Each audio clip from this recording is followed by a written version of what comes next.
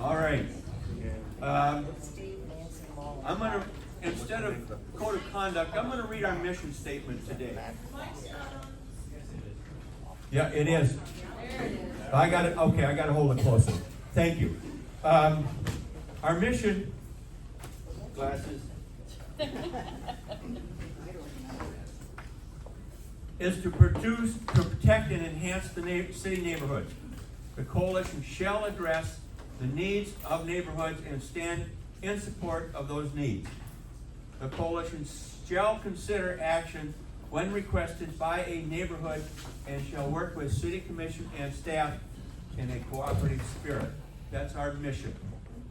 Now, if I could ask Mr. Costa, our past president, to introduce our special, our guest today. Push on the bottom, Lou. Okay. Push hard and hold until you see the light. Hello? No. Hold until you see the light in the panel. Yeah. Hello, hello? Yeah. I flunked this course. Can you hear me, everybody? There we go. Thank you. All right, we want to thank all of the public officials that are here, obviously giving up a Saturday morning. So I'm going to get down the line. Commissioner Liz Alpert is walking through the village. Liz, give me a hand. I still think this isn't working. It is. It is. And then Commissioner Jen, where are you? You're floating around. There you go. Is Commissioner Trice here? She hasn't showed up yet. All right, then we got from the county, we have Commissioner Mark Smith. Mark, give us a hand. And he's right next to his lovely wife. Also, looking down in the back, we got the Director of Planning, Steve Kober. Give us a John. He's a Baltimore fan, guys. Pat Robinson, our Deputy City Manager. Pat, everybody loves you. We got Nancy Kelly. Where are you, Nancy? There you go.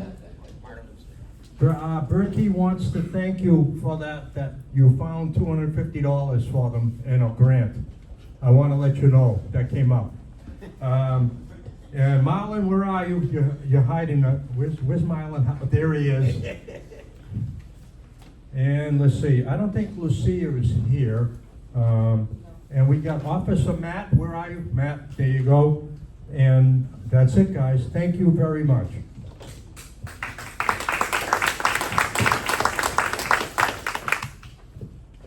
Well, good, thank you. Are there any people who are here for the first time? All right, okay. And over there. And where? Right there. Right here. Oh, you're supposed to be at the table. Is there? No. There's a spot right there. There's a spot right over there. Do you represent a neighborhood? I'm with these guys that represent Rosemary District. Okay, so somebody's at the table. Okay, thank you. All right. Loudly, please. State your name. I'm Melissa Laughlin, representing the Rosemary District. Thank you. Welcome.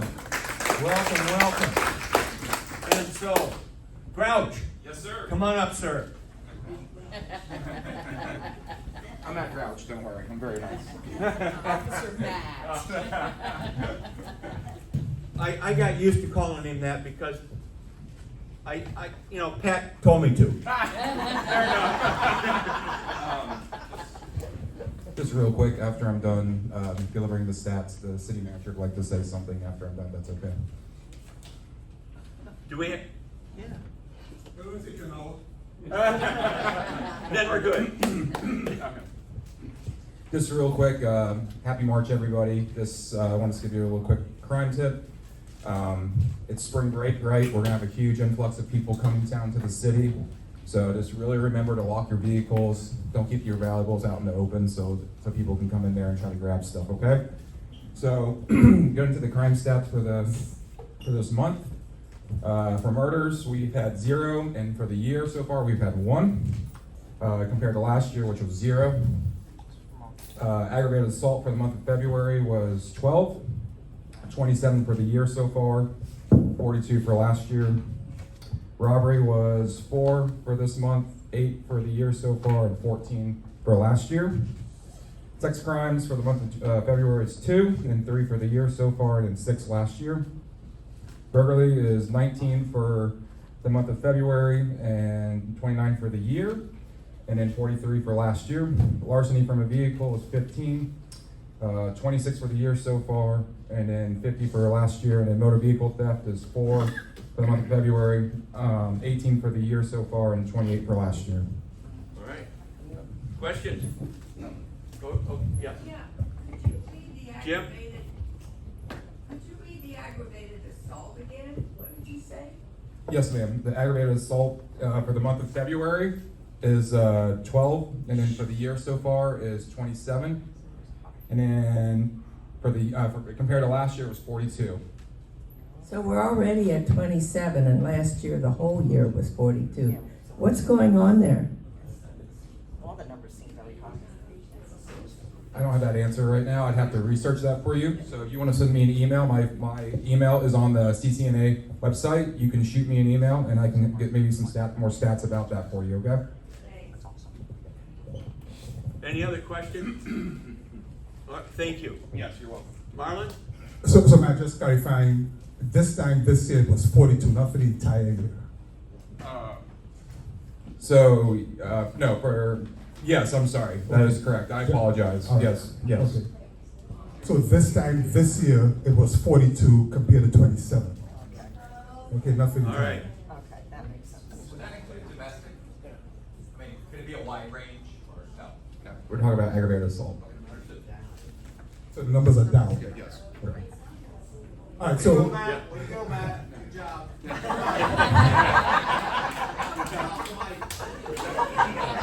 All right, so quickly, for those of you who saw the last city commission meeting, I had all of my command staff, the officers, and the audience. As you know, there were no homicides last year. Crime was down almost just over 16%. And I just wanted to, again, recognize the police officers, the women and men in blue for all the work they did. But I also want to thank you because you all are the representatives of the neighborhoods. Without our community, these numbers could not go down. Without the community, being vigilant, as Matt always says, make sure you lock your doors, lock your car doors, make sure that you report anything that you see. So without the community, we cannot also have these numbers. So I want to congratulate you all as well for having those numbers in 2023, and we're hoping that 2024 is an even better year. So thank you very much for giving me this opportunity. All right. Moving on. I'm out of order. And I'm missing a piece of paper. Special presentation. No, yeah, no, I'm missing a piece of paper in my notes, so I'm gonna have to move Joanne out of the way a second here. Because I now wanna go to our special presentation today on affordable housing and homeless. It was something that was brought up in the summit. So, and it had been a while, so I thought it would be time to ask some of the players, if you will, in this area to talk to us for a few minutes. So today we have, and I'm going to start right here, Scott Eller, and in a minute we're going to have them come over here and talk. Scott Eller, who's going to represent Blue Sky Community, they're a builder. PJ Brooks, who is the Chief Operating Officer for CASL. And he's a CEO. We're not going to say that. Next to PJ, of course, is Diedre. Many of you know Diedre. She is the Homeless Outreach Coordinator. And next to her is Brenda Dowling from Salvation Army. And then the colorful Miss Megan Howel from Second Heart Homes.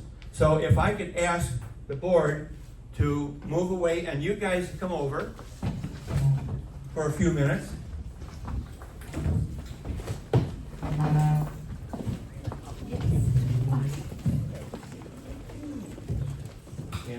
And there might be questions, so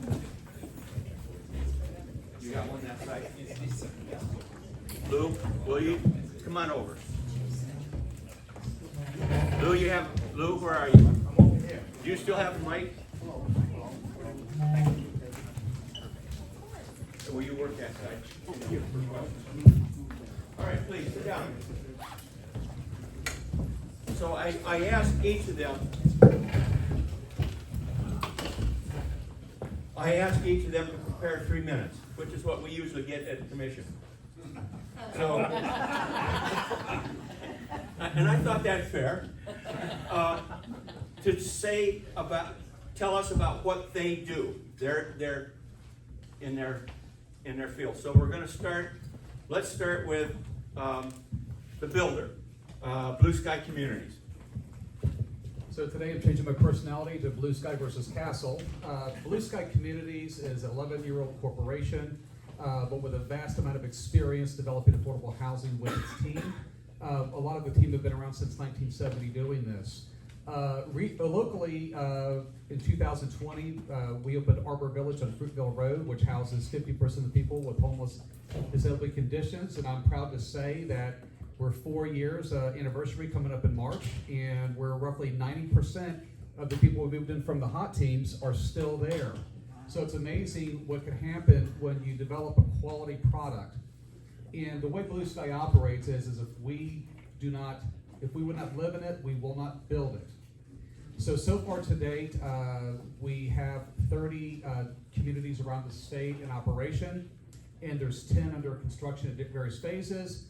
Lord willing, Pat Marlin, if we can get a permit for New Troll Plaza. No pressure, guys. We're going to be building 96 units of affordable housing for families, workforce families.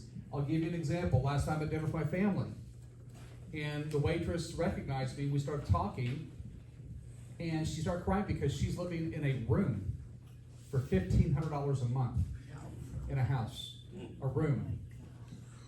And I think it's tragic when we can say to people, you could wait on our tables in our restaurants, bus our tables, you could work in our hospitals, but you just can't live here.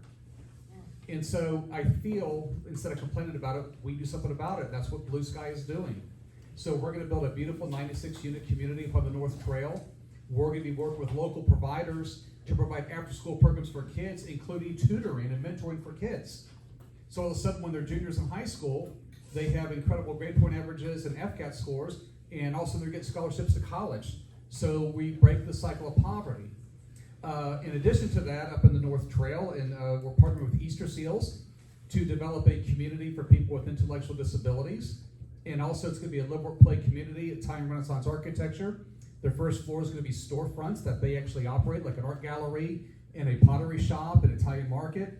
And just north of that, at Orlando Avenue, we have a pending award for Cedar Cove, which will be another version of Arbor Village. And so Blue Sky wants to develop communities around the state and also neighboring counties, because when we do that, we slow the migration of people coming into our county and vice versa. So even though we're not building necessarily everything in Sarasota County, it benefits Sarasota, because if we help people where they are, give people a great place to live, then they're not moving, they're staying in place, they're also getting access to health care, continuity of care, and they have a better life for themselves. So we have a long heritage. Our goal is over the next 15 years to hit $1 billion in developments. All right, let's go to Megan next. Let's go to the other end of the spectrum right now. Good morning, everybody. Can you hear me? Yeah. All right, my name is Megan Howel. I'm the executive director and founder of Second Heart Homes. And I want to take a moment just to thank everybody up here, because it's about the tapestry of services that come together to help our community. Everybody plays their role, and there's a huge need, unfortunately, but we're all poised to help in the ways that we're gifted with. So Second Heart Homes, we are a very young nonprofit. Started when I was a waitress at Patrick's, so I probably know many of you from there. There was a homeless man living on the sidewalk, suffering from schizophrenia, who had been homeless for 25 years. I was curious and stopped and helped him, and through a much longer story, helped him off the streets. Today he's a homeowner outside of our program, so he's doing better than I am. But that's the side of the scale of what can happen when you're kind to people, when you're curious. When you see a homeless person, I don't advise you give money, but I advise you give a smile, right? You're not gonna sign up to be their case manager by just smiling. I might, but you won't. So today we're about to open our 10th home. So we are very proud of that. We serve single adults that have a mental illness who are homeless and have a commitment to addressing that mental illness.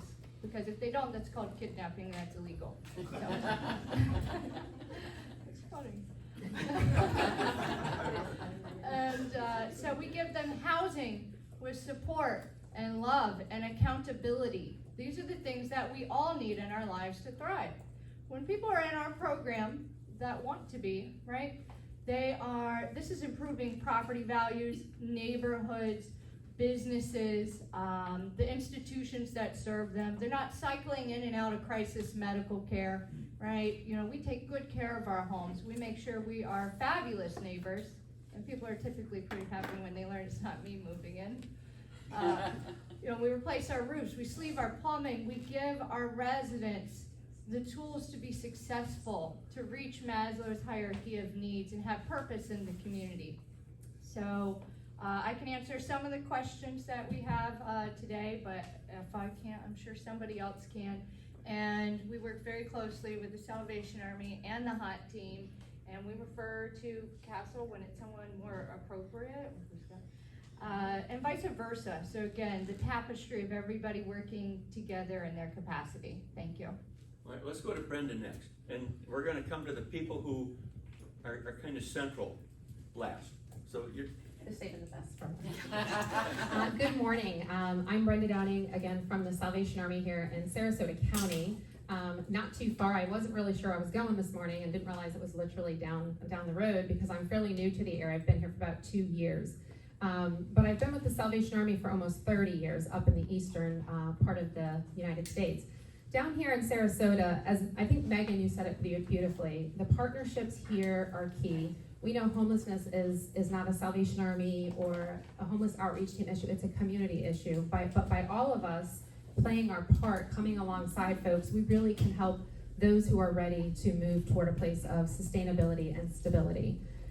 Here on 10th Street, we have about 170 beds for individual men and women. And the partnerships that happen under that one roof are incredible. These folks here are just a couple of the folks that we partner with. We have about 60 beds that are for folks who are working through their recovery issues, drug and alcohol addiction, because we know until those underlying needs and barriers are addressed, folks can't be healthy and successful. We also have about 55, 60 beds between the two city homeless outreach and county homeless outreach teams. So we work with them on pretty much a daily basis. We spend more time with them than our own families, it seems like, which is wonderful. We also have beds for street teams, which is another partnership here in the city. You might see some of our folks out with their bright green t-shirts, and that's really a program where we have folks go out and give volunteer hours to the community to help clean up the community. But then in the afternoon, they're looking for jobs and employment.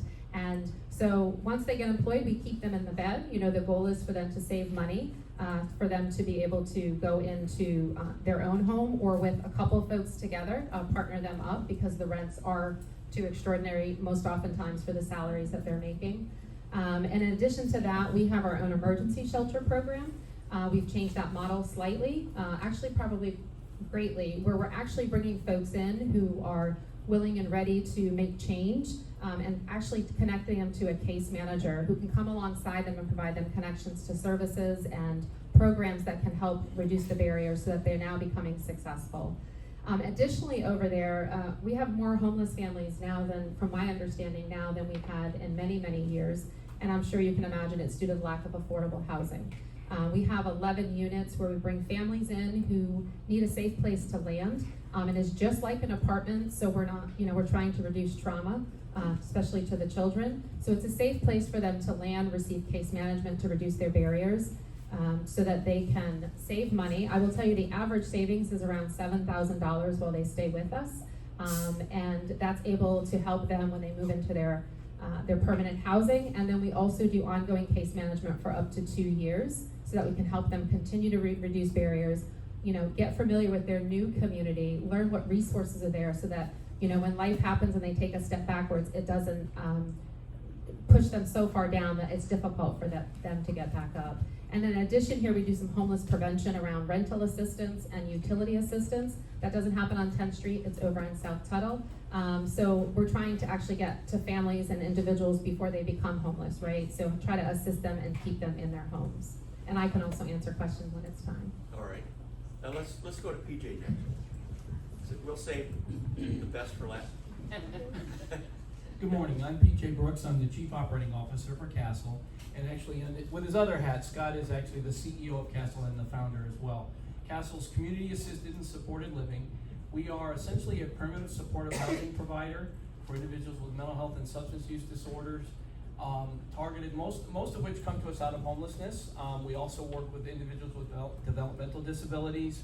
And the truth is everybody here, you're hearing each individual organization, but we are so enmeshed with each other, integrated with each other. We recognize that we are a fabric. As Megan said, we are a safety net that has to work together. Along with what Scott was referencing about Arbor Village and all of our other housing, we are actually in 9 counties in Florida, soon to be 10. We're building in Miami. Right now, as we speak, I think we're at the 6th floor? Yes. 6th floor of the building. We have 1,188 beds. Probably by the end of 26, we'll be about 2,000. We also provide case management support. We have a team of case managers, supportive housing specialists, and recovery peer specialists, individuals with lived experience who've been there, done that. They can coach and support our residents through what they need. And what Scott was referencing to at New Trail Plaza is that we've also recognized that along with what we're trying to do for those that are less fortunate, is that there's a whole group of less fortunate people that are just workforce. That the idea of affordable housing, a lot of folks will say, oh, it's 120% AMI. No, it's not. It's not even 180 is pushing it. Really what we need to be looking at is about 60% AMI, and we're recognizing that we are wanting to be part of that solution as well. So we're working on that with Blue Sky Communities. They are our development partner on a number of our initiatives. I can say I'm actually a licensed mental health counselor by training, came out of the treatment world, and I'll say this, I'm a bit embarrassed to say this, I never fully recognized the importance and value of stable housing. I got it tacitly, but once I got into my current position, I've been here about 3.5 years, like being hit in the head with a rock. Recognize how in the world can you expect anybody to choose sobriety, to choose finding whatever they need when they're living on the street and they don't know where their next meal, or they have to sleep with one eye open because of what's going on in their world.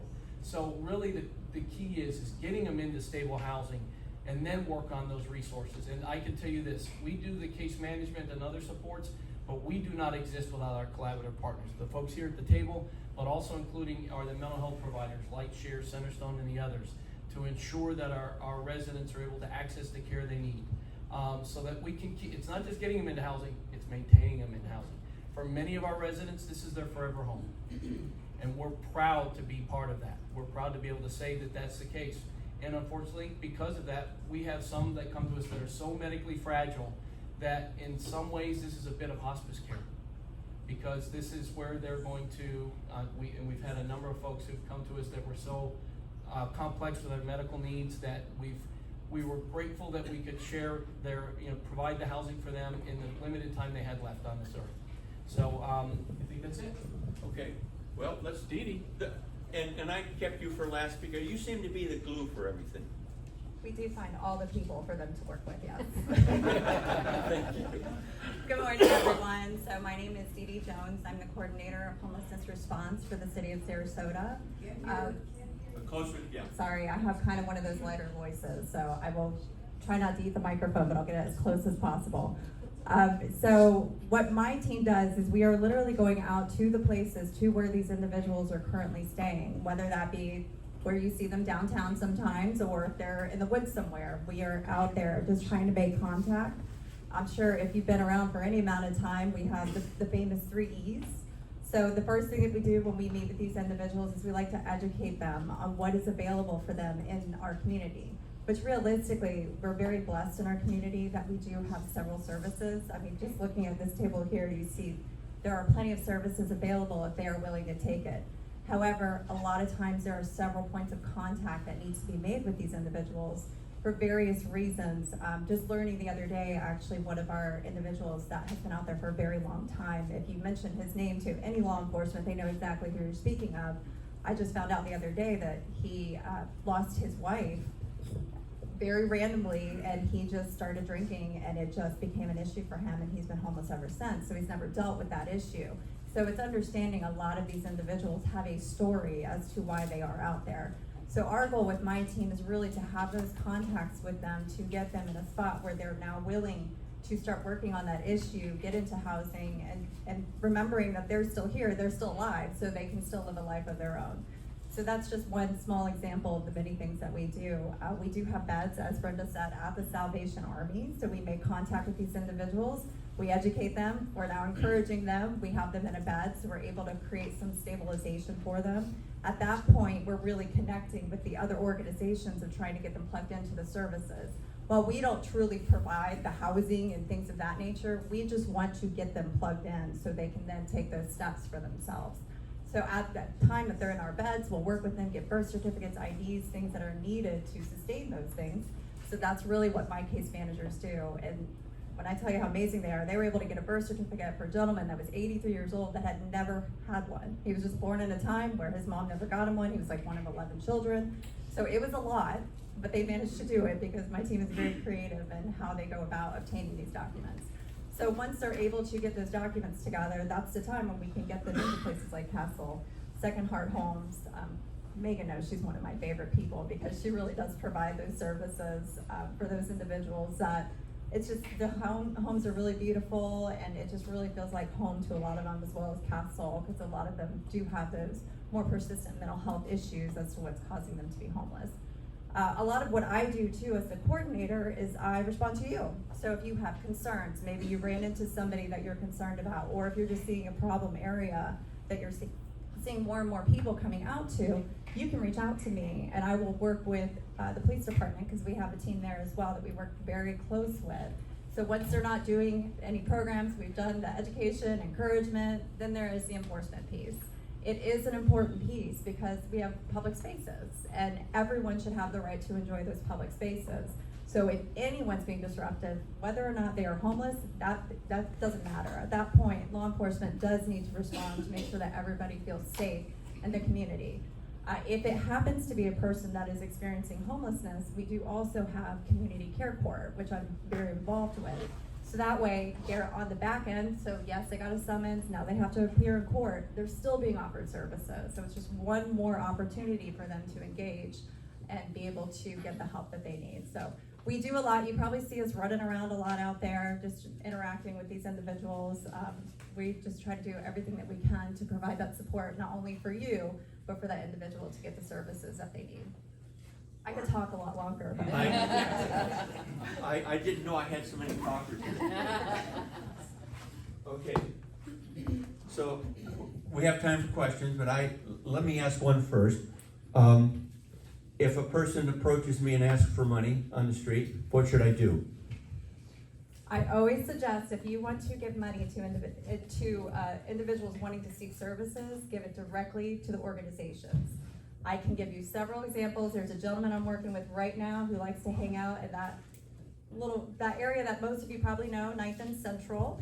I know Brenda knows it all too well, but there's an individual there that we're trying to help, and I've suggested the different programs that the Salvation Army even offered one of our beds to him, and he literally said to me, why would I do that? Everyone delivers me food, blankets, clothes, everything I need on that corner. I don't need to go inside. That's not the first person that says that. So the more you provide for them out on the street, the more you're enabling them, and realistically you're shortening their lifespan, because you don't live real long when you're living on the street. It's a very hard life to live. So I highly encourage you, as Megan said, give them a smile. No, I can't do that today. And give to various programs that we have in the area to really give them the services. Okay. Are there any questions? Okay, Lou? if you could get Jerry the mic, please. And remember, state your name and your neighborhood, please. Hi, Kevin Spence with Indian Beach Sapphire Shore. Push on. Did you break down, Lou? Hi, Kevin Spence with Indian Beach Sapphire Shores. First, I want to thank all of you for the work you do. You're part of what makes Sarasota and our community so great. So thank you for that. My question specifically,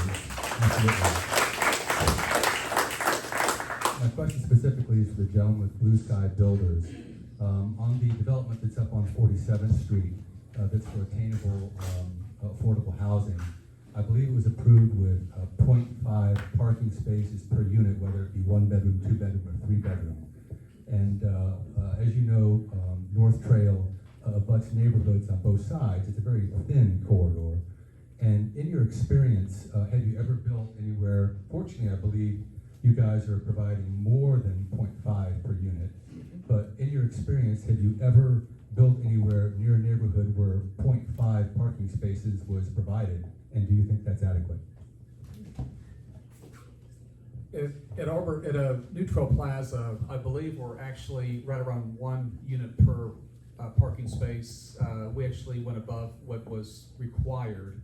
But in all the communities that we've built, our parking has been able to accommodate the individuals. What we do not want is we don't want to build something and all of a sudden people are parking their cars down the road. That's not being a good neighbor, and that's not what we believe. And to give an example, we built a community like Arbor Village in Fort Myers called Cypress Village. And from our experience with Arbor Village, we knew we didn't need all the parking. I'd rather have more green space than parking, you know? And so what we did is we partnered with the city on that development to say we have this other space where we could put parking. Let's look at it 6 months and 1 year. If you feel that we need it, then we'll go ahead and develop it. But in the meantime, let's make it green space instead. And here we are, that development is 3 years old. We haven't needed it. Thank you. Any, Judy, yes. Joy, I always do that. I'm sorry. I don't have a microphone because I've been sick this week, so, and I have a loud voice. Can you talk about your funding? How do you fund your operation? This was for Blue Sky, right? Yes. Okay, so Blue Sky is what's called a tax credit developer. So we apply for what are called 9% credits and 4% credits. 4% credits are not competitive because you have to come up with about a 30% match. 9% credits fully funds the development. That was prior to the inflationary environment we're in. So we basically compete for these credits. And for example, Neutral Plaza, that was a miracle to get that funded. We had a lot of competition at that site. I believe there was 10 or 12 applicants. Wow. And somehow and these are bigger cities with greater demand, but somehow we ranked #1. We believe it's because of the partnership, obviously, with our organization CASL, and the robust services we provide.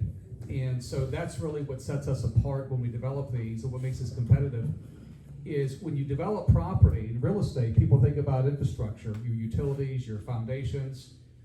They never think about the social infrastructure, what supports you put in place for people, and that's what sets us apart, and I believe that's why we won the Neutral Plaza deal. So we right now have 4 developments going on in the state of Florida for 2024. 2 of those so far with CASL, and Lord willing by the end of the year, we're gonna have 2 more that will be with CASL as well with tax credits. And do your folks, when they move in, do you get them on SSI? Is that part of, do they pay rent for apartments, units? How does that work? So the rents are established by a matrix that we use with Florida Housing Finance Corporation, because we have units at 22% of AMI. AMI is area median income. 22% is around $11,000 a year.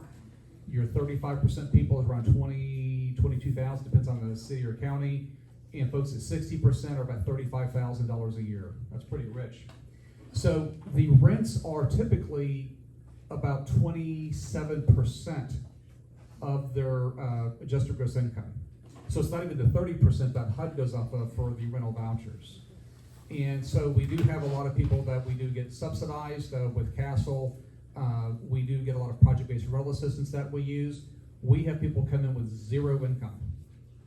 And so CASL has a 36 case managers on their team, and a large group of them are called SOAR certified, so we can expedite their benefits process. To date, we've been 100% successful for the past 5 years on getting people benefits or income. In turnover was, I work for New York State Department of Mental Hygiene, so this is really interesting to me. Turnover of staff, is that a challenge for you? I know in New York right now it is. It is. So what we started doing back in 21, both Blue Sky and CASL, is we noticed in the first quarter of 21 there was an anomaly for February, March on the CPI. So we sort of saw what was coming. In April, we started adjusting wages. From 2021 till now, our wages are up around 40%.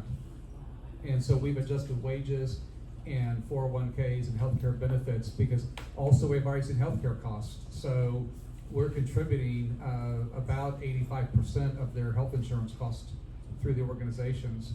But Blue Sky and CASL were in sync on this to sustain people, because it was tough. Cool. All right, any other questions?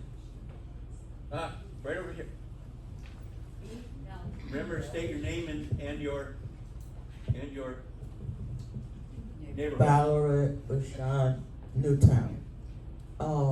For Salvation Army.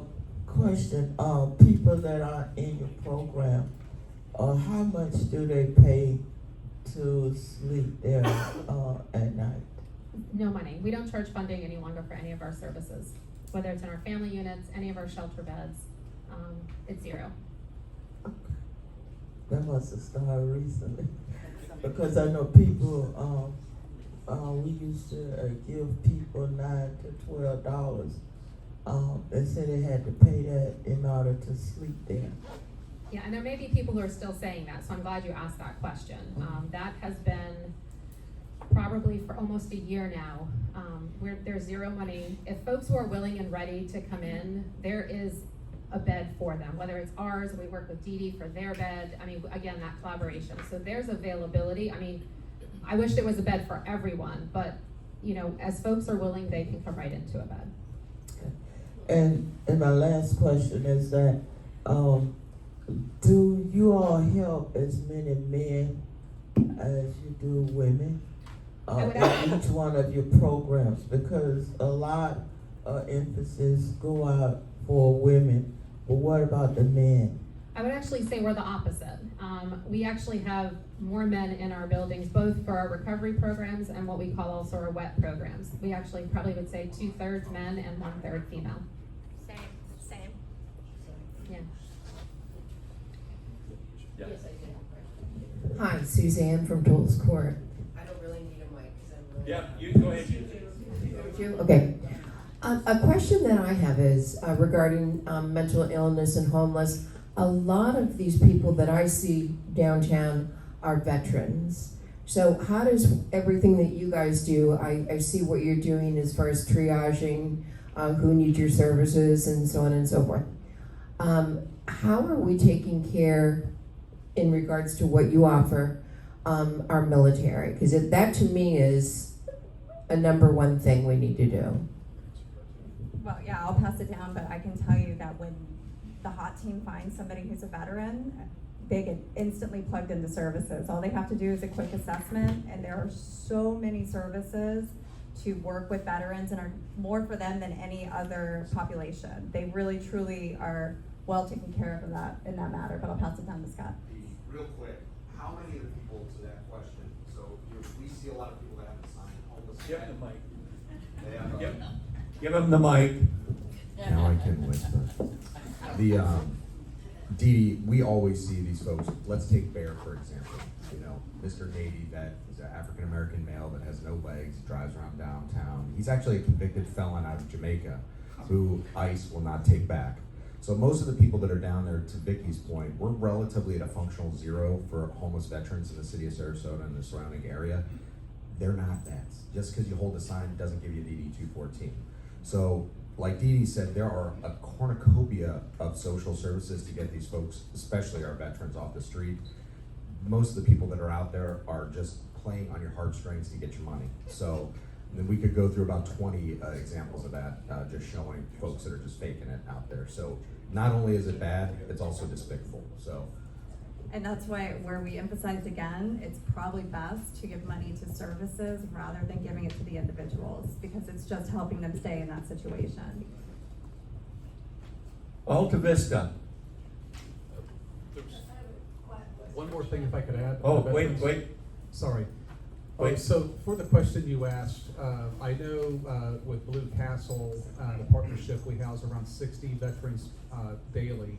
And these are people that we've actually verified with the DD 214 that they are veterans. One of the developments that we're trying to get permits for right now is up in Brandon, Florida. We're building a 77-unit community, and that's going to be focused on disabled veterans. And we do realize the need. So again, as PJ was saying, we're developing communities based upon the person's disabling condition or their trauma. And then we're working with various providers. If it's not in our field of expertise, ours is standard mental health and substance abuse and IDD, but the other issues like, Neutral Plaza, we're gonna work with Boys and Girls Club. But the answer to your question is we do get a lot of veterans, but as Pat pointed out, we get a lot of people that say we were veterans, and no. But we do provide housing, we do prioritize them. Okay, 2 more questions. Oh. Okay, yeah. To your point, as far as not enabling and trying to get people help, do you do any advertisements for residents about here's a list of places, or is there one consolidated place somebody can go to see what is available? I just know that I've run into people who need help, and I don't know who to call. And I've tried calling churches, but they're not answering. Always give them the phone numbers for the hot team. It is available on the website that has both Crystal and Carly, or the case manager, names. They will get them plugged in. That way you don't have to know every service. Because when I tell you there's an overabundance of services here, there truly are. Just give it to them, and they will take it from there, get them plugged into the right place, so you don't have to know everything. So what's the number? We'll get it to you. Yeah. We'll get it to you, and we'll have it on our website. One thing about the hot teams I could share with you, when we opened Arbor Village, March 18th of 20, what else happened on March 18th of 20? There was some good news with COVID. Everything shut down. Shelters shut down, everything shut down. But from March 18th of 20 to April 30th of 20, we filled Arbor Village. Wow. 71 of the individuals we got came through the hot teams. The hot teams went out and found them. They were in our office Monday through Saturday, 12 to 14 hours a day with us to find the folks and get them in the building. So that gives a perfect example of what the hot teams are doing for this community that y'all probably didn't know about. They were truly a conduit in a miracle. Which is why I had Diedre go last. She's a king, she's a linchpin, or the capstone, whatever you want to call it. Anyway, yes, Linda. Real quick, sorry, when you get the information, the number for the hot team, what we do in Gillespie Park is we post it on all of our agendas so that people can just put it in their phone and have it. Linda Jacob, Gillespie Park, welcome to the neighborhood. But my question is, I want to circle back to the rent, and you said it's like 27% of their income. What if they have no income? The rent is zero. Zero? Okay. So what we do with CASL, and I got to give credit for PJ, our HUD contracts for project-based rental assistance statewide went from $400,000 a year to $2.2 million because of the need and the vast number of people that we're serving. The challenge is with our communities is even though we own them per se, we have to complete the file for their application, submit it to what's called First Housing to go through a credit underwriting. And so we've been successful in saying that people are going to come to you with no credit or abysmal credit. What we're looking for is there an income source to sustain them in housing? And that's really the linchpin, and that's what we negotiated successfully. So we could say, correct, they have no income, zero. But CASL has has project-based rental assistance to pay their rent in full, and CASL has other sources and partners like the ones sitting at this table to provide other services and other goods that they need to sustain themselves. For example, CASL is a designated food pantry for the food bank. So people literally come to us with nothing but the clothes on their back, and sometimes they're not really good clothes. So they will get new clothes. Come in the door, go get your shower. You come out of the shower, you're gonna have a set of new clothes to wear. Food, rental assistance. So the thing, what you're getting to is really barriers to housing: healthcare, income, clothing, food. All of these are barriers, and also criminal backgrounds. I would say 70+% of our folks come in with criminal backgrounds, and we look into those deeply, as long as they're not like a sexual predator or that they don't have a background of felony convictions that are, fresh convictions with batteries. We take a long look at them, and typically we accept them. But the income is a barrier, so through funding sources, we go from 0 and up. Thank you. One last question. Marissa Dawson, Central Coconut. I moved here about a dozen years ago from Orlando, and in Orlando, our local service providers had business cards made up. So when someone would approach you on the street asking for money, you would hand them the card, and it would have the hot team number and all those other resources. Do we have something like that here? We don't have, my case managers have cards, and those are something that we can definitely give out. Their phone numbers, again, are completely accessible and can be given out to any individual that you come across. So that is something that we can absolutely do. All right, thank you. Give these people a thank you.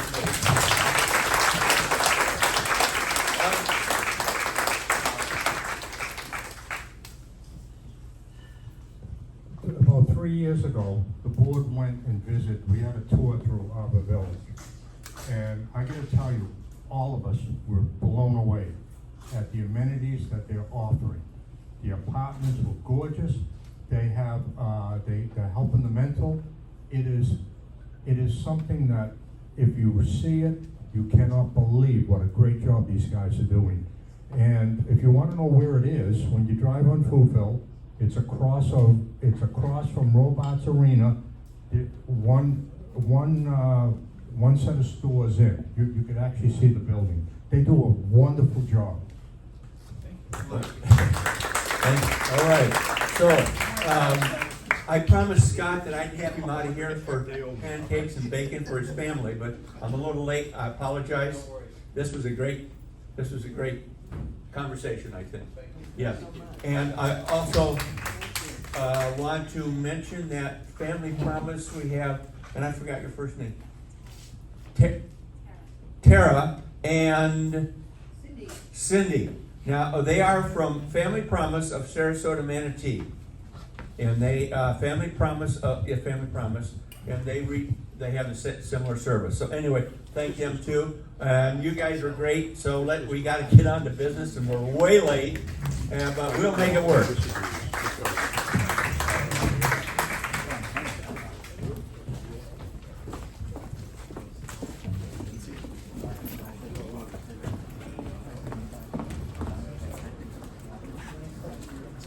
Okay. Let me take. Okay, guys.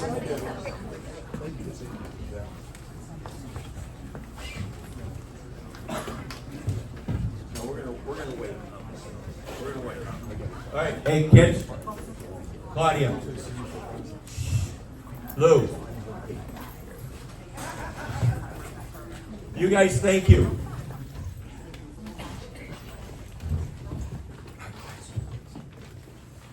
Also, I want to, we haven't seen Valerie at the table for a long time. Welcome back, ma'am. And Commissioner Trice walked in the door, and she's sitting over there, ready to make her escape, but we won't let her. Okay, all right. So let's move on to officers' reports. I have things to say later. So I'm not going to say anything right now. First, VP has nothing. The Vice President for Membership, do you have anything to add today? No, I don't have anything to add. Okay, good. All right, so let's move on to the Treasurer's Report. Good morning, everyone. Our balance at the end of February was $6,423.84. We had $580 of deposits.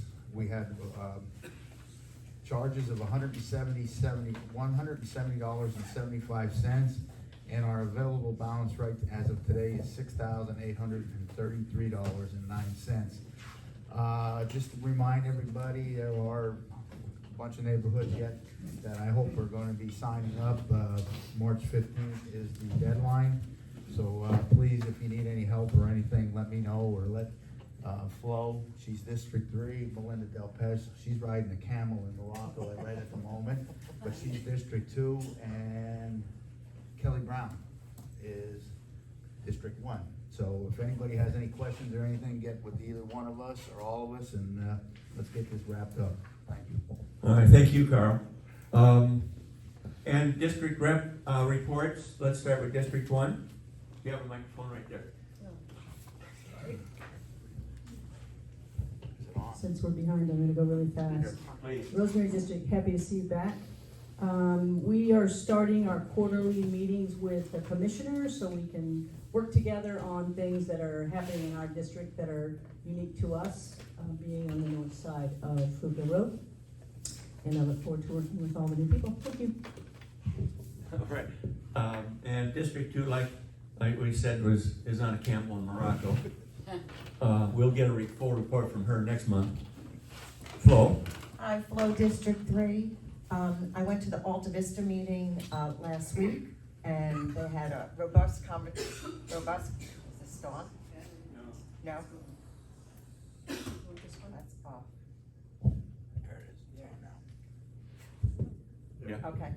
It is? No. Thank you. So I went to the Alta Vista meeting last week, and they had a robust conversation with City Commission candidate Kelly Kathleen Ulrich, and Vice Mayor Jen Aaron Kirch was also there. Koch was also there talking about the House bills that are coming through. I am going to Glen Oaks Estates meeting next month. Actually, is it next week? Yep, next week. And Arlington Park my neighborhood had their meeting last week as well. We had about 20 plus people in attendance, and we had a robust conversation about the commercial corridors that are coming up on the May 4th commission meeting. And that's all I have to report. Thank you. All right, thank you, guys. So let's approve last month's minutes before we get much farther along. Are there any changes to last month's minutes? I will entertain a motion to approve the minutes. Joyce, did I get it right this time? Also known as Judy, but we'll go. Made a motion to approve the minutes. Do I have a second? Hugh from St. Armand Circle seconds. Any other discussion? By unanimous consent, then the minutes from February are now official. So, on to old business. So, last month, you asked us to write a position statement in opposition to Wright Entertainment's proposed development in Ken Thompson Park, and against any commercialization or privatization of any park. In front of you is that position statement, which is a distillation of several hours of work by Charlie. Thank you, sir. You're welcome. And Norm, and comments from the board, and it took a bit. So if you look at it, it is a very broad statement that I think, and that we think, can be used from which to oppose or support anything that happens in our parks. And what I need you to do is to take it back to your associations and have them approve this statement. So what will happen after that is not clear, because this will go before the prep board. They will make a ruling. If they rule in favor of it, we have to say one thing. If they rule against it, we say, I'm sorry? Recommendation, that's right. I'm sorry, it's a recommendation, thank you. If they recommend it to move forward, we say one thing. If they recommend not move forward, we can say other things. So we will fill in the wherefores and whyas after we find out what the prep board. And so, if it goes before the prep board, before we get approval of this, I will tell them, I will show this to them and say, this is going to be approved by almost every neighborhood in the city. And I'm sure that will get us through the prep board into the commission.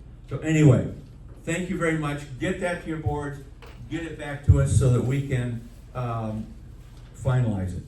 All right, moving on then. There is no new business that I know of. And so we need to go to discussion. And if I could have Jim talk to us about 3 minutes.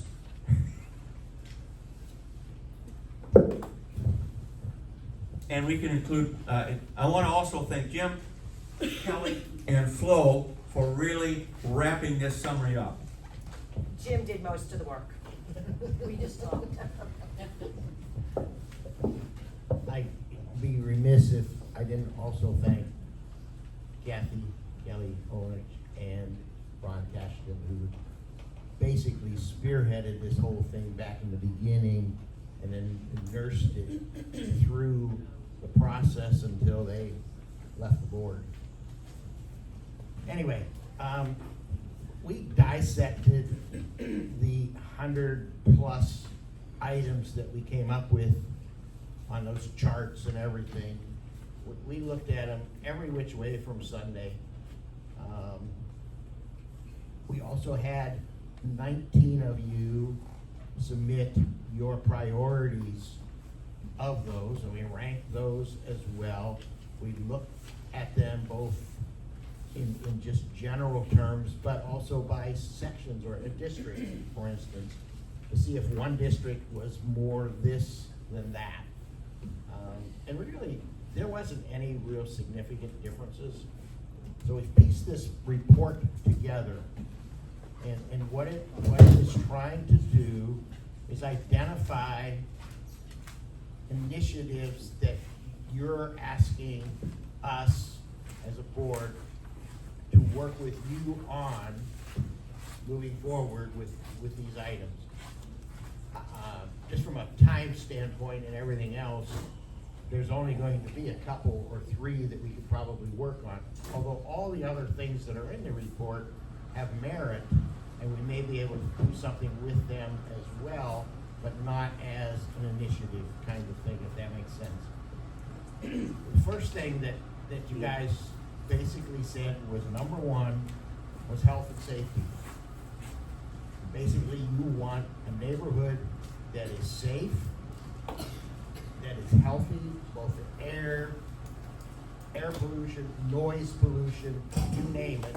That's what you have said is number one. You want a good place to live, a solid place to live, a neighborhood you are proud to live in. And I think what we talked with Kelly and Flo, what they said to me was, this is something that's going to take your input. We're not going to do it as a board. We can't do it as a board. You are going to have to get involved and help us identify what in your neighborhood are the key things that need assistance. They may be similar in some neighborhoods, they may be unique. But anyway, and the second one, if you wrap around it, is meaningful input. That's still on the table, and it's still number one from my perspective of everything that we're still trying to do as a community. And that is have a voice in the process of what's going on. And at this point, what we would like to do, what I believe the board would like to do, correct me if I'm wrong, Richard, is get your tacit approval of this document. We can take the word draft off of it and then publish it, and then start working on the details. Where we're at. You tell me. Yes. Yes. All right. Okay. So that's basically what I have at the moment. Obviously, we can answer questions real quick. We can talk about it real quick, but it's important that you take it back to your boards and to your neighborhoods and just, go from there. Go through it and get back to us. Send it to Richard, send it to me, whatever. Send it to anybody on the board, your comments, etc. Go from there. Are there questions? All right. So we get to the neighborhood reports, and we have 2 minutes, guys. All right. Remember, name neighborhood, give us your report, and we'll start with Marissa today. Pat, come on up.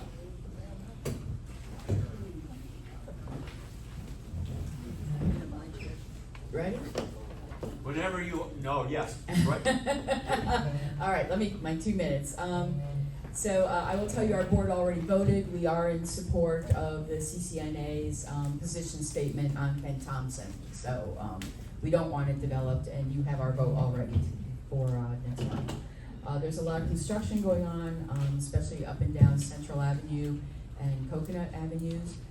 They're in the process of getting ready to clear the invasive plants at MLK Park in preparation for the installation of the fishing dock and the kayak launch.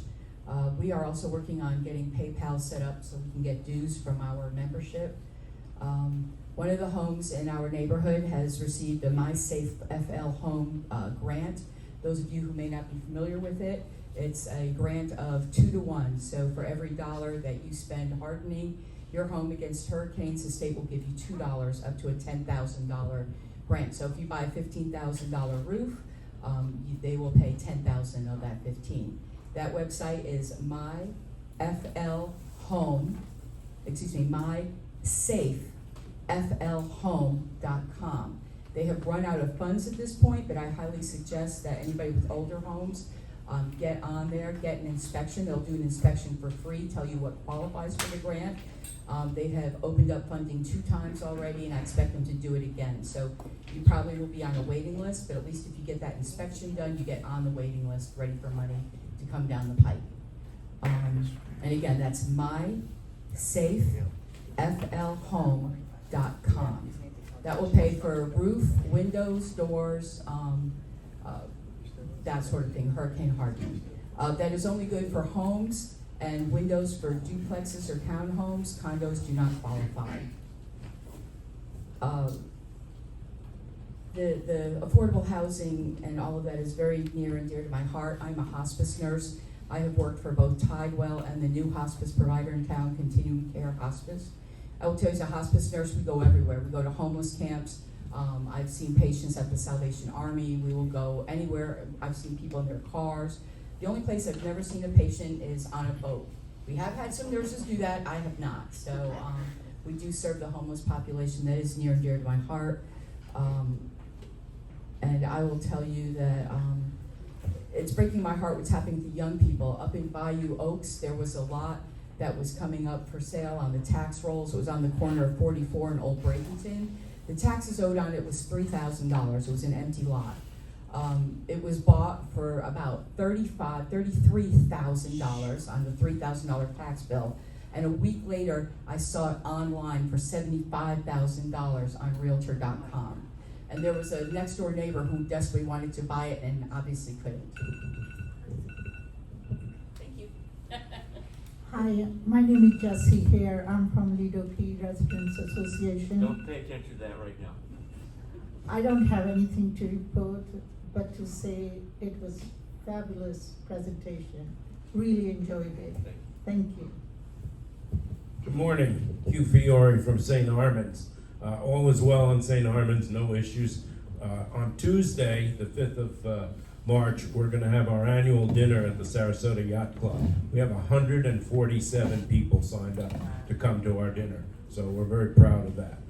I want to ask a question around the room because I need some help. I'm also on the board of the St. Armand's Circle Association, which represents the merchants on St. Armand's. And Marlon asked me a question yesterday that I don't have an answer to. Are there any automobile or car show events on any other public parks? We have 4 on St. Armand's with the Porsche Club and the Ferrari Club and that type of thing. Cars and coffee are very popular today. I don't know of any other in the city, and if anyone has something like that, an automobile event or car club event, would you please get to me so I can answer the question? Thank you. Tom Caffrey from South Poinsettia Park. We have no report this time. Hi, I'm Melissa Laughlin from the Rosemary District. Just 2 updates. One, we've got our community meeting coming up on Wednesday at Fogartyville at 5:30. All are welcome. We love our neighbors to join in and are hoping for a great turnout. And number 2, on the Rosemary Park, that was halted, we know, about 5 weeks ago. Our understanding is that was from permit issues. So we're hoping to see some progress and would love to be able to report something at the community meeting if anyone is able to help us with that. Thank you. David Lowe with DISCA. Let me start with a compliment. The city has applied for a grant to help fund Boulevard of the Arts and 10th Streetscape efforts, and it's a federal raised grant for $12 million, and I got a copy of that, and I've got to take my hat off to the planning staff and the transportation group who put this work together. It is compelling, and if we don't get that grant, it won't be because of the documentation. And also, thanks, Charlie, to you and others who helped get us, I think, roughly 30 letters of support from neighborhoods and other stakeholders. So cross your fingers we get that grant and can get going on some new streetscape projects. The other thing I want to do is compliment the people, the speakers series. I don't know if any of you attended it, but there were a series of 4 speakers events by urban planners over the last 6 weeks or so, and it was just fantastic. And I think it's going to be a lot of food for thought as plans for the future of the city come along. And then on meaningful input, sorry to go with a little bit of a bummer here, but the downtown zones do not have required community workshops. And we are again requesting to be at parity with the urban mixed use zones that's coming before the commission on Monday, that community workshops be required in narrowly defined, limited circumstances. So we hope we might have CCNA support on that kind of initiative. Thank you. Valerie Bushon, agency-wide resident council. We continue to develop new apartments in the area, they're preparing. I understand that they went before the planning board recently and got approval for the one for a rezone of Bertha Mitchell. However, we're just not ready to give up all our green space because the children need somewhere to play and grow. So, you know, we keep dealing with those things. I won't bore you with our challenges, but our residents are getting ready for their Easter dinner. They're very excited about it, and we just keep moving forward. It's getting better. It's challenges. Can't hardly keep maintenance workers to keep the apartments up and so forth. So any of you know anybody that's looking for work, send them their way, because the housing authority is down 3 workers and Janice Garden is down to 2 workers. So we need people that will be committed to work. Thank you. Good morning, Suzanne from Tolles Court. First of all, I would like to say to the woman to my right, it's very nice to hear your perspective on what's going on in our community, because a lot of us don't get to see that. So thank you for what you have to say, and I am going to talk to you about how I can help. So in Tolles Court, we of course have the situation with construction that is on Adams, Morrell, and Washington. And I'm gonna let Ron kind of pick up. He knows a little bit more about this, and he's really, because it affects his area as well. But anyway, good morning, everyone. It's so nice to see everyone, and I'm passing it along to my new friend, Ron. Hi, Ron Gashton, Laurel Park. Hugh, the only one I could think of was Thunder on the Bay. It used to be in Payne Park, but now it's over in Robarts. I don't know if that counts. And Suzanne, what she was referring to is Artist Court, which is a very large development. It's morphed several times. If you want to know where it is, where it's really across the street from the courthouse. Terrace Building. Thank you. But it's a very large development that's really going to impact Tolles Court and Laurel Park and Alta Vista, and we're all looking at this, and something that everyone should pay attention because it relates to the corridors as well. This is a big precedent that's coming. Yes, it's foreshadowing what may be coming down the pike. I'm talking about Laurel Park in particular. We just had our semi-annual meeting and we got an update from Benderson. And as you know, we've been spending over 7 months talking with Benderson. And personally, I spent over 80 hours in conversation. We originally wanted a comp plan change. We were able to discuss with them all the benefits that you can get from ADUs, which is actually a wonderful thing to do. They came back, and their latest plan is to increase ADUs to 1,200 square feet. But they now want 2 ADUs in addition to the residential house on a single lot. So trying to increase density. We'll have to wait for them to file. The neighborhood is not terribly happy about it. We're concerned. We'll keep you abreast. But just know that Benderson is looking to double the ADUs. Thank you. Double them and double in size. Double in size and double in number. Yes. Crazy. Charlie Naismith, Broadway Promenade. I actually have no good trouble to start today.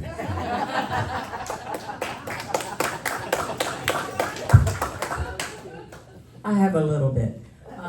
Joyce Fitzpatrick, Plymouth Harbor. It's great to see everybody here and so intently involved in stuff. I really appreciated the affordable housing presentation. The only thing I have to report is feedback from our board in support of our position on Ken Thompson Park. And the impact on Plymouth Harbor, of course, would be the increased traffic on John Ringling if you were to have an amusement park so close. And of course, with everything going on in Armand Circle all the time, it's just going to impact the traffic more. Are any of you planning on attending the March 21st hearing on the Little Ringling Bridge? Yeah. Plymouth Harbor would like to see a roadbed elevation all the way from the bridge into Armand Circle because of flooding now and potential water rise over the next decade. they feel it's important that, the city prepare for what's down the pike. And that's it. Thank you. Hi, good morning. Ricky Lindsay, Bay Point Park Neighborhood Association. Our annual neighborhood picnic is coming up mid-April. We appreciate the city's help with us with that for tables and chairs and such.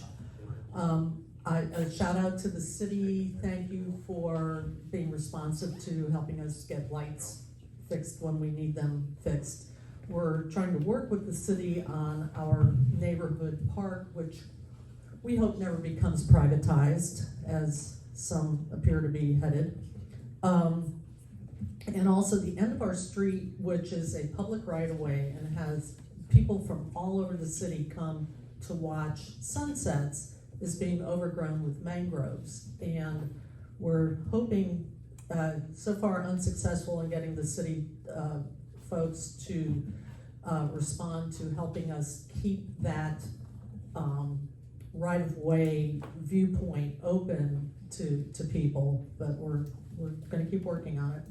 Can I ask where that is? Yeah, what? It's at the very end of Bay Point Drive, on the very west end. It's been a public right-of-way since the 20s. And I grow mangroves in my yard. I know all about protecting them. I'm a native Floridian. I understand the importance. But there's value in people being able to walk to the end of a street and see the sunset. We have kids fishing down there and doing stuff, but sometimes there's a mindset that you can't touch mangroves. Well, plenty of folks rip them out and don't suffer consequences. At any rate, fortunately, it had been quiet up until recently with Selby Event Center. Last night, they started blasting us out again. And we hope to speak with them about and understand the importance of being a good neighbor and respecting our neighborhood and not blasting us out. But stay tuned. Thank you. Ricky? And when you said, I think that germs. Joyce Cloutier, Harbor Acres. What did you want, Lou? Lou, what did you want?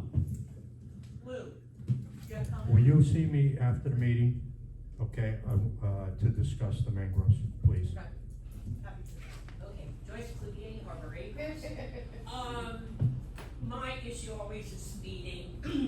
I probably mention it every meeting.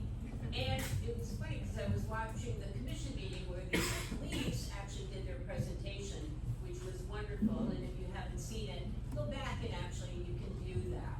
And so one of the commissioners said, well, you know, Joyce, they will be here in April. Yeah, this presentation was really good. They're bringing it. Oh, okay. So, one of the commissioners mentioned it's a continual issue with speeding, and what can we do about it? And the police said, you know what you should do? We can't be everywhere. Start shaming those people. And so I'm thinking that that is my next course of action. I'm going to start shaming my neighbors. It's our neighbors that are like 40 and 25. The other thing, I used Click to fix. I love it. I had a water issue. It isn't resolved yet, but the city came out and they know, they're aware of what's going on. I think a broken pipe by the road, so that's a good thing. And you don't need to have it on your phone. I mean, what's this thing with the app? Just go to the city website. You find it, you use it, you get the email. It's very easy. This week we had our annual meeting. I didn't attend because it was at Selby and I don't go there. So many reasons for me, when they call the police on me twice, I guess I don't feel welcome there. So I'm gonna let Marilyn speak to the annual meeting that took place there. You don't need my microphone. I don't want to use this one. Your 2 minutes. Is she? Yeah. It's Harbor Acres. She's got 1 minute. Half a minute? Use my time. I guess I am gonna make trouble. Okay, we can't do that. We gotta stay by the rules. Did you just mention the annual meeting? You just did. Please. I don't think I used 3 minutes, but 2. You did. I 2 minutes. Well, then she had a minute. We have 2 minutes per neighborhood report. Okay. Leslie Spangler, delegate for Alta Vista. I'll be real quick. Flo gave most of the updates already. We are also appreciative of Vice Mayor Koch for her help with the noise issue, and that's progressing well. Still some open issues there. I would like to make a comment on the summit that has been passed out. I think that you should consider having hotels, house hotels under health and safety. I have one next to me. I've been verbally abused twice. When alcohol is going to be involved, that could escalate. I feel scared in my own home, and on the weekends, my stress level goes up because I don't know what to expect. So I think that should be considered. Thank you. Randy Winters, Bird Key. I'll keep it short. Pat, we really just have one issue to bring up today. That is lighting on Bird Key. It's very dark. It's dangerous at night. You can't walk outside. You can't see pedestrians. And the lights are very spread out. Our blocks are very long. And the lights are very dim. So I guess the first request would be, can we change those out to LEDs? And can we do them as soon as possible? That at least would be a starting point. So that's the first. And then the other is regarding Ken Thompson Park. We have our annual meeting coming up. I would be shocked if people didn't support that. So I would assume we're going to be on board. We just had a board meeting recently, and we did talk about that. And we are concluding the same thing. Linda Jacob, Gillespie Park. We had our first four of the year-long park days. I am the clipboard lady, and the work list was 3 pages long. We have a butterfly garden, a succulent garden, a garden in the Patriots Gallery, flower beds on every corner, and everything in between. We got all the work finished with the help of 24 volunteers. The Parks Department brought the mulch, and I had my clipboard. All of the beautification projects are funded by city or county grants, so our commitment is to keep them all beautiful. Our next project is a county grant to solve the problem of the water quality in our pond. We will be adding plantings around the pond to add color and beauty, but our first step is having the water tested, which is going to cost the association about $200. It is not part of a grant. I do want to thank Commissioner Mark Smith for helping get the people out there to clean out the overfill that had everything growing in it. So he made that happen. I'm thankful for that. Everybody in the park is thankful for that. And the first phase is done. Second phase, ready in the next 2 weeks. Thank you. Hello, Rob Grant, Arlington Park. Pat, I'm going to get with you after, if I can, to talk a little more, because we have a bus problem in Arlington Park. Dolphin Transportation, they are busing folks from the parking garage at the apartment complex there at Tuttle and Bay Vista, and it's just getting out of control. We got 14,000-pound buses going down Jefferson Avenue. Sure, they're doing the speed limit, it's 25 miles an hour. That's legal, it's a public street, but it's a 14,000-pound bus down a very narrow street with no sidewalk. I don't think that's 15 miles an hour, but they're using all of our streets. Anyway, we don't have car shows in our neighborhood, but the park is used for parking in the green space near the basketball courts. Not necessarily opposed to that because we don't have enough parking for events that go on in the park. But we have buses parking there as well for the tennis folks, I think it's Christian Academy that uses the tennis courts there. I don't know, 3-4 nights a week. There's buses, there's cars everywhere. Again, they're either there or on our street, but they are parking on the grass. Last Saturday at this time, I think it was 7 or 8 of us in the neighborhood. We did a work day. Thanks to Nancy for getting us some mulch, kind of motivating this for us. We went out and we cleaned up a lot of weeds and spread a lot of mulch around one of our signs at the corner of Waldemere and School Avenue. So that was pretty exciting. The bus thing was a topic of conversation for sure. And then, Ron, what you brought up about Benderson, I kind of heard about this, and it concerns me greatly. And I think I mentioned this before, so if I'm repeating myself, I apologize. But it makes me think of light touch density, which has come up, and it was in the Observer article recently. But look it up, folks. Light touch density is going to be the next thing after the corridors, and it is going to affect every neighborhood that's along the corridors, because basically, are those ADUs attached or not? If they're, okay, but you're talking about basically triplexes. Right. Thank you, Richard. Thank you. I'm sorry. Sure, thank you. Kevin Spence, Indian Beach, Sapphire Shores. First, I'd like to ask the board, if possible, if the minutes could list the websites for the special presenters today that wasn't in the agenda, so we could get more information on that. Shout out to Click to Fix. There was a crushed stormwater drain in our neighborhood, and within a week, there's already bollards out there, and they've done work on it starting already, so thank you to the city for that. Also, the YMCA has a car show annually, so there's that. Lastly, we have our ice cream social, March 10th. It's a Saturday, 1 to 4 p.m. at Sun Circle Park. Free ice cream, come on down. Dean Anderson, Avondale. Good morning, everybody. So it's our 100th anniversary, as I mentioned earlier, and so we kicked things off by having a wonderful gathering at Marina Jack's on the 25th, late afternoon, sunset, beautiful setting. More than half of our residents were there.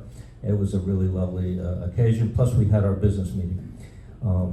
We've also continued our dogs and drinks at Pomelow Park, Prime Park, along with Hudson Bayou. So we interacted with our Hudson Bayou neighbors, and it was really a nice affair. We do that every third Wednesday of the month, 5:30 to 6:30. Since we don't have a park, we really appreciate the Hudson Bayou hospitality. And then our spring socials 4/19, 7 to 10 p.m. And we're looking forward to that. Thanks, Nancy, for all your help putting everything together. And at this point, I'd really like to lobby the commissioners and our mayor and anybody involved with approving these grants on March 18th. For our 100th anniversary, we want to do a little small infrastructure upgrade in the center of our neighborhood, our small neighborhood. And so we'd really like to have the support of the commissioners and the mayor to allow us to do this little upgrade.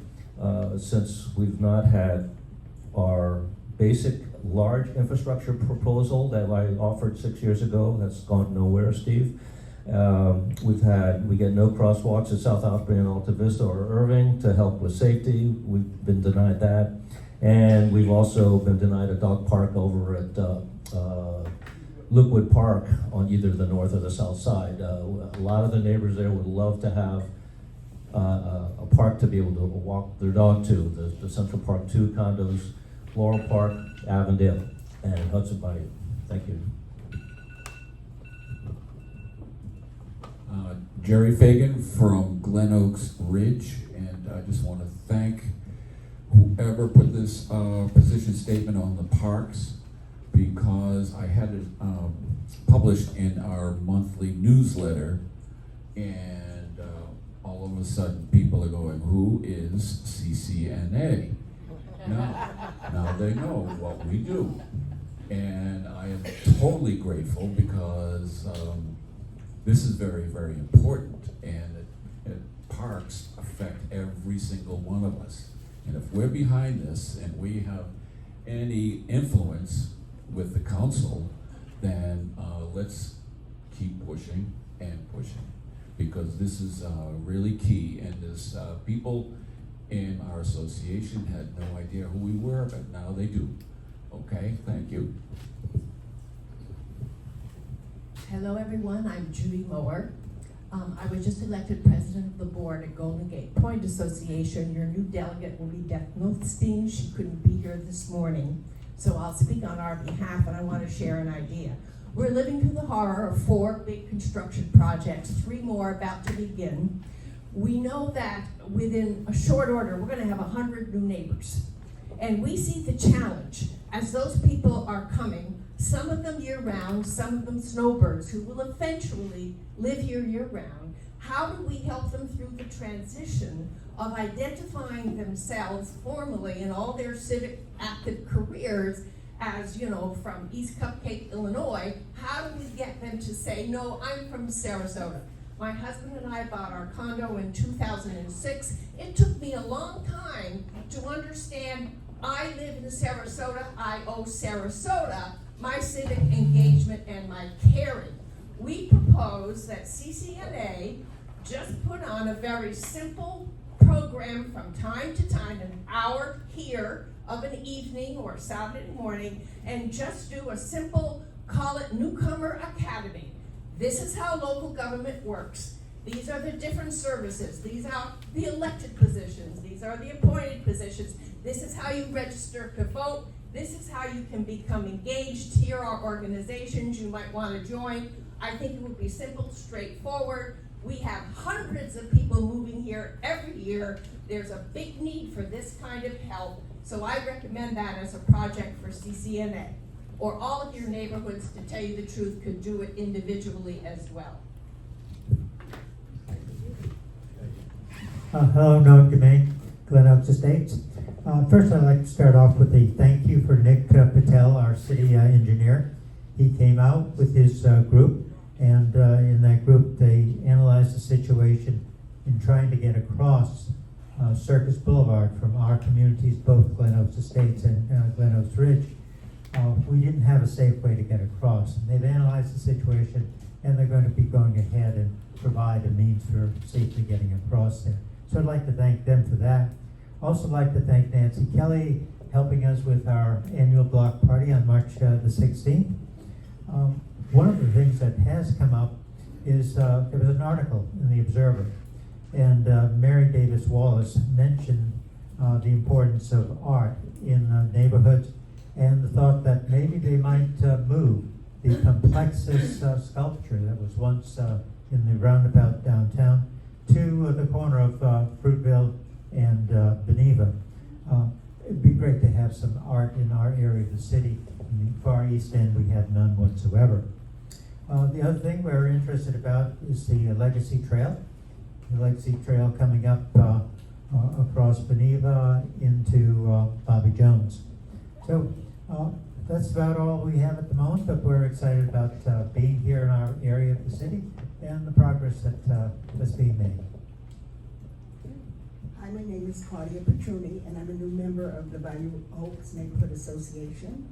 And I'd like to thank the city, and especially Nick Patel, who's been very busy lately, for the pedestrian traffic study they did on Myrtle Roundabout.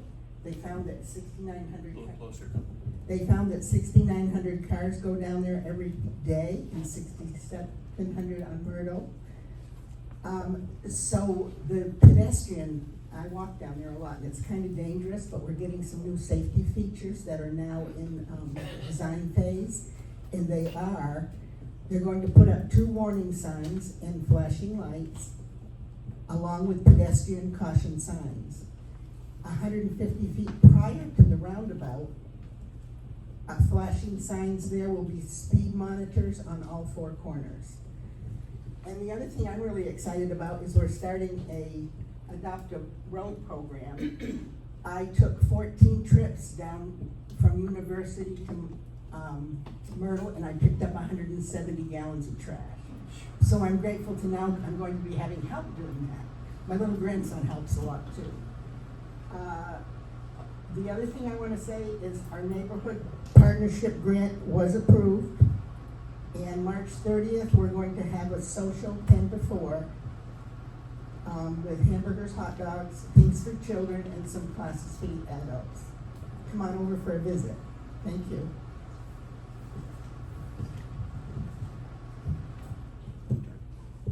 Are there any?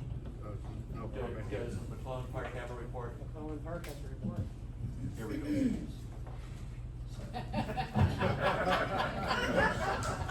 Let me just step into the phone booth here to change. So a couple things. Continuing issues with the corner of, I can never remember the name of the street, but this is on the sinkholes that we've had out there. The sinkholes the city did come by, put some asphalt on the sinkholes then sunk again. So now we have sinkholes with little puddles of asphalt at the bottom.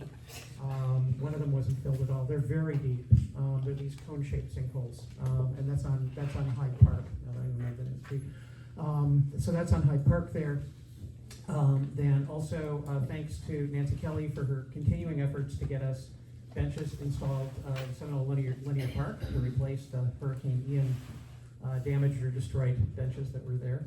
And we're optimistic we'll see those one of these days. And then just to note that our streets in general, we have a lot of mature trees in McClellan Park. We have a lot of curbs getting lifted by the roots of those trees. And rather than kind of repairing the whole street, we kind of demonstrated in one case that you replace 10 feet of curb and the whole street improves and stops sinking because you don't get as much water infiltration. So I'd encourage, particularly on North Oval, where we've identified some spots, and the city has, Nancy, I think you were there, and Cliff, I'm talking to you about this. We do have some spots on North Oval where we're clearly seeing like curbs lifted up and creating lakes. I think compared to replacing the whole street, I think that can be pretty economical, and we would just encourage the city to respond in those situations and make those spot improvements that can really reduce costs. Right on time. I feel like that was aggressive 2 minutes. I think he cut you off, but that's fine. No, I did. I'm not gonna say anything. He got the same 2 minutes as everybody else. Very aggressive today. So just a couple things that I'd like to touch on. Thank you guys, obviously, as always. I want to swing back to the presentation for just 2 minutes. I was really involved in the infancy of that our homeless outreach team, and I'm very proud of the work that they did and are doing. In 2015, the point in time study that counts chronically transient individuals within the city was roughly 1,100 chronically transient folks living on our street. As of our most recent, it was down to under 200. So I think it's over an 80% reduction in those numbers. The cooperation between those 5, that is literally the tip of the iceberg. There's about a dozen different social service organizations that we work with. I can't speak highly enough of Diedre and her team, both through the PD and our social workers. They really, as Scott Eller said, they really are the tip of the spear that go out and contact people that are in crisis. We can't hear you back there. How's this? Is this better? Okay, it's got to be like right in your mouth. Okay, that's not weird at all. All right, so let's see. I did want to touch on every police officer in the city of Sarasota, even Matt Grochowski, even though he doesn't remember his training, clearly. They're all trained in homeless response, so it's not a matter of, if you call an officer, it doesn't need to be a hot officer. They all have access to the same network that the hot team does. The hot team is just very specialized, and they develop those relationships. We are literally one of the nation's premier homeless outreach teams. We are contacted legitimately by no less than a dozen organizations throughout the year. We've hosted Pensacola, Fort Myers, Hagerstown, Maryland, Cary, North Carolina, and Diedre just told me a municipality in Canada is coming down to train with our homeless outreach team.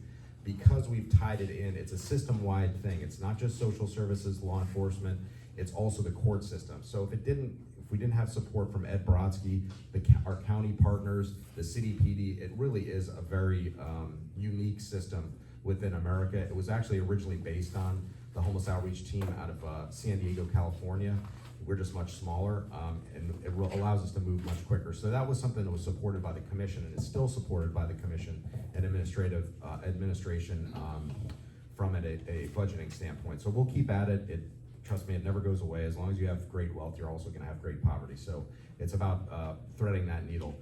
Let's see, I have a couple notes here, and then I'd like to go through the last month's punch list if Go ahead. Okay, thank you. I don't want to get 2 minutes. St. Armand's, we're working on some of the aesthetic issues around St. Armand's Circle relative to some of the salt burn that happened during the storm. So there's 2 areas that we're working with the St. Armand's Merchants Association to get those 2 locations taken care of. Let me see here. Rosemary Park, the permit issue, I'll follow up on that. I talked to Lucia and Jerry last week about that, and they told me that should be moving forward. It was primarily due to a planting issue and an electrical issue with the permit, so that should be cleared up, and then hopefully we'll start moving forward here quickly. That was you, right? Yes? Dark hair behind the pole? Yes? Yeah. Yes, that was you? Okay. All right, I want to point at David Lowe, he'll tell you. All right, let's see, I have one other here. Mangroves, I will follow up on the mangrove discussion. Thank you for, it's Bay Point Drive, right? It's the very end of Bay Point Drive. Okay, near the water? Got it, all right. All right, so we'll go through, Nancy was kind enough to give me a nice punch list reminder yesterday, so Nancy, as always, as everybody said, thank you, I couldn't do this without you, I appreciate it. Let's see here, Arlington Park, the construction issue, no dumpsters, lots of trash, it was assigned to code compliance met with Pittman Construction, and they're starting to clean up that trash and brought dumpsters to the sites. And obviously, if these things aren't occurring in a timely fashion, please let me know, we'll follow up on it again. Bayou Oaks, more trash receptacles in North Water Tower Parks. There are 6 additional trash receptacles that will be installed by our public parks and solid waste in the near coming future. Glen Oaks Estates request for a underlined new crosswalk from Caliander to Cross Circus, assigned to Public Works. Nick is handling that. Crosswalk and ADA ramps will be installed by late summer. Indian Beach Sapphire Shores, refurbishing the brick crosswalks at Bay Shore. That's been assigned to Public Works. The faux bricks, I guess that's how you say it, F-A-U-X, faux, yeah, all right. Faux bricks will be refurbished, and that should be completed by late summer. McClellan Park, benches, those are on order. 2 benches should be installed as soon as they come in. Several deep sinkholes near Hyde Park Street. See, we listened. We just put a little in there. We didn't want to, exceed expectations right off the bat, so we sprinkled a little in there. We'll go back and work on that. South Point Sienna Park, we're still working on the traffic study with Corinne and Alvy, so thank you for your patience. Taos Court, we're working on getting those no parking signs on the, south side of Adams Lane. And Gillespie Park, I know Nick and Doug have been following up with Frontier and Verizon in reference to the wires issue, and that has... They're waiting on something from me. Yeah, that's right. They're waiting on something from you, Kelly. That's why something got done. Yeah, exactly. So that's my punch list report. Again, thank you very much. I know I've got Rob. You wanted to talk to me afterwards, and who else was? Oh yeah, no, not you, but yeah, that's fine. But Rob, all day long. All right. Thank you guys very much as always, and I just want to thank. I know there's a lot of conversation going on, and I really appreciate you guys thanking Nick and Doug and Nancy, because really they're the ones that are going out there and making sure that these departments are the folks are getting out there and taking care of these issues. I'm just a conduit for the information. Again, thank you guys for doing what you do, and I appreciate that Richard didn't cut me off after 2 minutes, so thank you. Pat? Yes, ma'am. The county is no longer funding the 211 Okay. number now. Right. What impact is that going to have for us in the city? Well, considering I've never even heard of 211, I would say it would be de minimis. As far as 211, that's a social service. Yeah. Yeah. That goes into a clearinghouse that then gets. What do you want, Marlon? Are you pointing? I can't tell.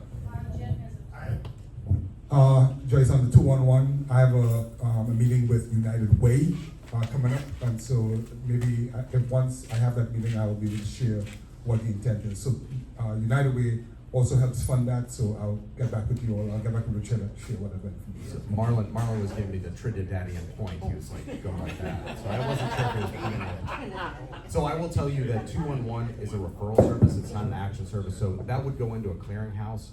What we'll do is, as Richard was saying, I'll make sure that all of our contact information for the hot team. So when you do come across somebody like that, you have the number to call directly. So you have the people that are really out on the street, they're talking behind me, I can't hear you. So, in any event, we'll get all of the websites and our contact information, because you want to touch base with the hot team, or, as I've said before, all the officers are trained in it and can make referrals, even if it's not directly to the social services, to our hot team. So 316-1199 is always the number, the non-emergency number, 316-1199, 941 that is. You can always call them and have an officer respond, and they'll take it from there and make sure it goes through. So I wouldn't say you're gonna see any interruption of any type of service that we do as far as homeless outreach or social service provision relative to the 211 issue. Is that it?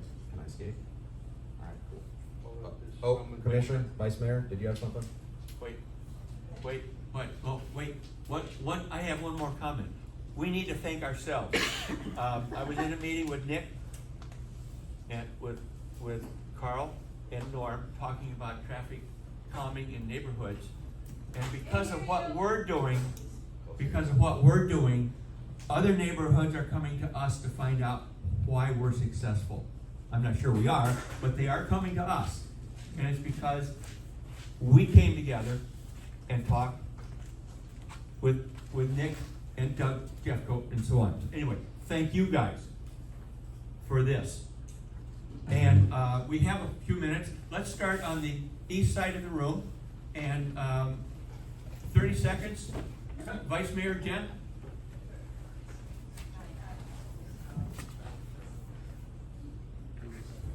Is it on? Yep. Okay. Hi, everybody. Good morning. Vice Mayor Jone Ahern-Koch. I have sent out a couple of emails to the neighborhood leaders, to you all. If you could pass them along to your constituents to please contact your state representatives.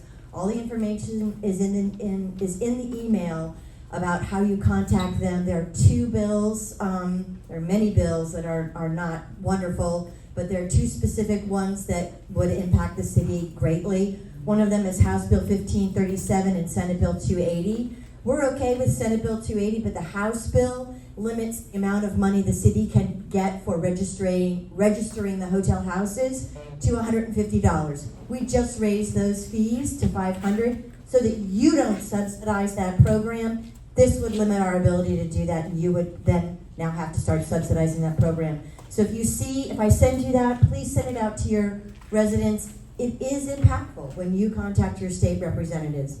And then the other one is Senate Bill 1526 and House Bill 1647. This is preempting the local municipality from regulating non-conforming structures. It's basically a historic preservation issue.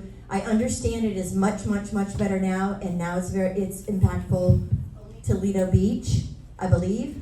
But still, we don't want this bill to go forward. So if you see that one, please contact your representatives. And if you have any detailed questions, feel free to contact me. We also have a city commission meeting on Monday, big agenda, so have a look online. Thank you. Thank you. Marlon?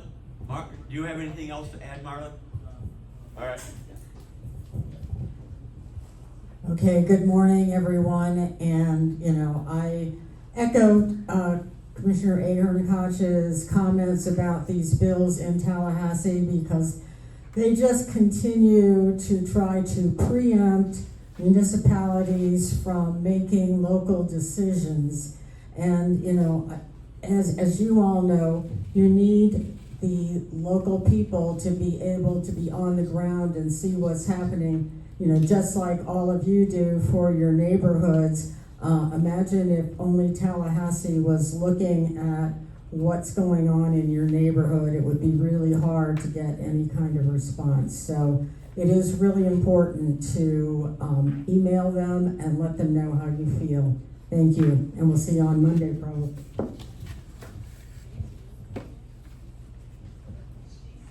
Kelly? No, I said no. I didn't. All right. Oh, okay. So, thank you, everyone.